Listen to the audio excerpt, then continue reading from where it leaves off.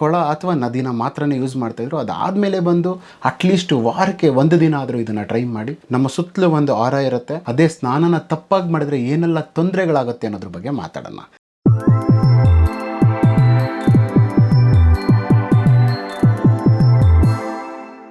So ನಮಸ್ಕಾರ ಎಲ್ಲರಿಗೂ, ನಾನು ನಿಮ್ಮ ರಾಜ್ ಕ್ರಿಶ್. ಮತ್ತೊಮ್ಮೆ ನನ್ನ ಯೂಟ್ಯೂಬ್ ಚಾನಲ್ಗೆ ಸ್ವಾಗತ ಸುಸ್ವಾಗತ. ಸೊ ನಾನು ಆಲ್ರೆಡಿ ನಿಮಗೆ ಪ್ರಾಮಿಸ್ ಮಾಡ್ದಂಗೆ ರೆಗ್ಯುಲರ್ ಆಗಿ ನನ್ನ ಒಂದು ವಿಡಿಯೋ ಜೊತೆಗೆ ಬರ್ತೀನಿ.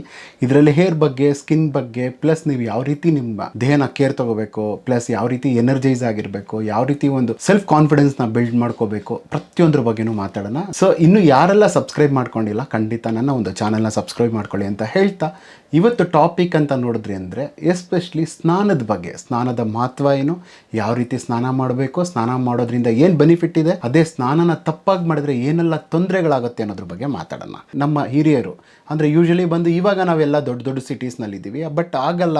ಒಂದು 50 ವರ್ಷದಿಂದ ಈಚೆ ಎಲ್ಲ ನೋಡಿದ್ರಿ ಅಂದರೆ ಒಂದು ದೊಡ್ಡ ದೇವಸ್ಥಾನ ಇರ್ತಾಯಿತ್ತು, ದೇವಸ್ಥಾನಕ್ಕೆ ಸೇರಿರುವಂಥ ಒಂದು ಕೊಳ ಇರ್ತಾಯಿತ್ತು. ಅಲ್ಲೋಗಿ ಫಸ್ಟ್ ಸ್ನಾನ ಮಾಡ್ಕೊಂಡು, ಅಂದರೆ ಯಾವ ರೀತಿ ಸ್ನಾನ ಮಾಡ್ತಾಯಿದ್ರು, ಫಸ್ಟು ಕಾಲನ್ನ ನೆನೆಸೋರು, ಕಾಲು ನೆನೆಸಾದ್ಮೇಲೆ ತೊಡೆ ನೆನೀತಾಯಿತ್ತು, ಅದಾದಮೇಲೆ ದೇಹದ ಎಲ್ಲ ಭಾಗಗಳು, ಕೊನೆಗೆ ತಲೆ ನೆನೆಸ್ತಾಯಿದ್ರು. ಸೊ ಯೂಶಲಿ ಬಂದು ಯಾರೂ ಬಂದು ಬಿಸಿನೀರಲ್ಲಿ ಅಂತ ಸ್ನಾನ ಮಾಡ್ತಾ ಇರಲಿಲ್ಲ, ಎಲ್ಲರೂ ತಣ್ಣೀರಿನಲ್ಲೇ ಸ್ನಾನ ಮಾಡ್ತಾಯಿದ್ರು.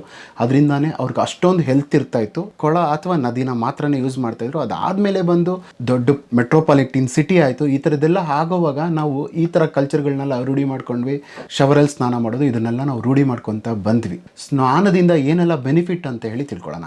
ಸೊ ಫಸ್ಟ್ ಆಫ್ ಆಲ್ ಸ್ನಾನ ಬಂದು ನಾವು ಏನಕ್ಕೆ ಮಾಡ್ತೀವಿ, ಫಸ್ಟ್ ನಮ್ಮ ದೇಹನ ಶುದ್ಧಿ ಮಾಡ್ಕೊಳ್ಳೋಕ್ಕೆ. ನಮ್ಮ ಸುತ್ತಲೂ ಒಂದು ಆರ ಇರುತ್ತೆ, ಕೋಶಗಳು ಅಂತ ಹೇಳ್ತೀವಿ. ಅನ್ನಮಯ ಕೋಶ, ಪ್ರಾಣಮಯ ಕೋಶ, ಮನೋಮಯ ಕೋಶ, ವಿಜ್ಞಾನಮಯ ಕೋಶ, ಆನಂದಮಯ ಕೋಶ ಅಂತ.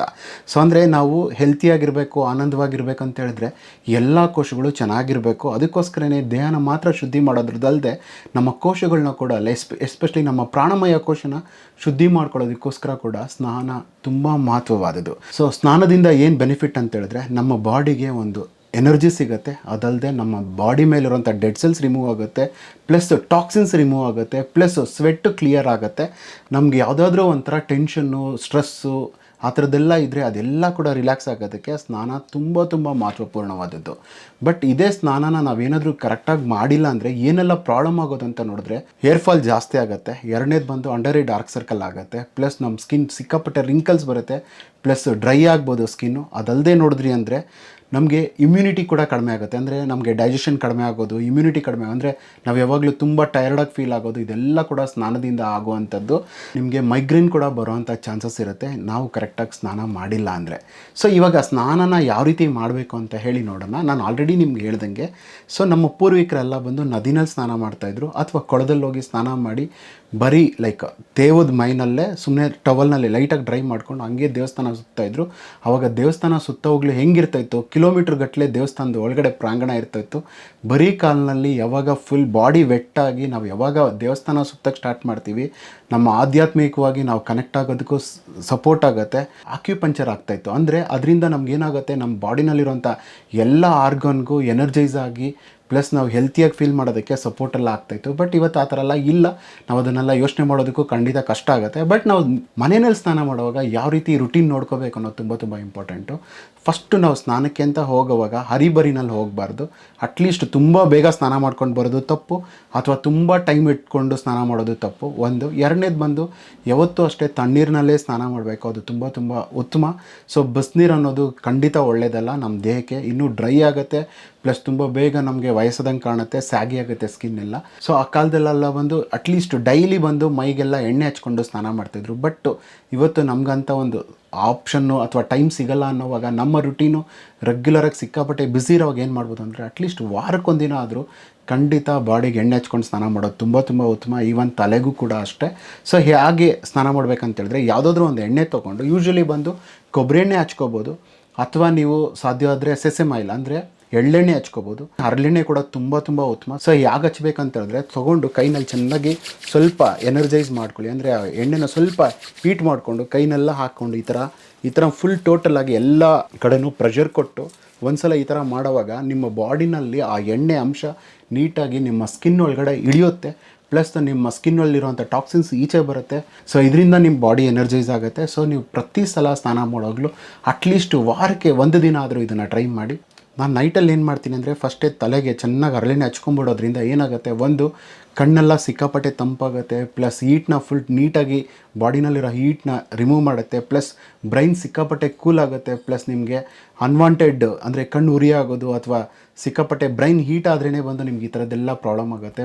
ನೀವು ಹರಳೆಣ್ಣೆನ ಬಂದು ಒಕ್ಕಳಿಗೆ ಕೂಡ ಹಚ್ಕೋಬೋದು. ಡೈಲಿ ನಿಮಗೆ ಅದನ್ನು 2 ತೊಟ್ಟು ಕಣ್ಣಿಗೆ ಹಾಕ್ಕೊಳ್ಳೋದ್ರಿಂದ ಕಣ್ಣಲ್ಲಿರೋವಂಥ ಬೇಡದಿರೋವಂಥ ಕಶ್ಮಲಗಳು ರಿಲೀಸ್ ಆಗೋದ್ರ ಜೊತೆಗೆ ಕಣ್ಣು ಸಿಕ್ಕಾಪಟ್ಟೆ ಶುದ್ಧ ಆಗುತ್ತೆ, ಪ್ಲಸ್ ಕಣ್ಣು ಸಿಕ್ಕಾಪಟ್ಟೆ ಚೆನ್ನಾಗಿ ಕಾಣೋದಕ್ಕೂ ಸಪೋರ್ಟ್ ಆಗುತ್ತೆ. ಶವರ್ನಲ್ಲಿ ಡೈರೆಕ್ಟಾಗಿ ಶವರ್ನ ಬಿಟ್ಕೊಳ್ಳೋದು ಬೇಡ. ಆಮೇಲೆ ನಿಮಗೆ ಬಿಸಿನೀರೇ ಬೇಕು, ನಾನು ತಣ್ಣೀರು ಆಗೋದೇ ಇಲ್ಲ ಅಂತ ಹೇಳಿದ್ರೆ ಉಗುರು ಬೆಚ್ಚಗಿನ ನೀರನ್ನ ಟ್ರೈ ಮಾಡ್ಬೋದು ವಿನ ಸಿಕ್ಕಾಪಟ್ಟೆ ಬಿಸಿ ಬಿಸಿ ನೀರನ್ನ ಖಂಡಿತ ಹಾಕೋಬಾರ್ದು.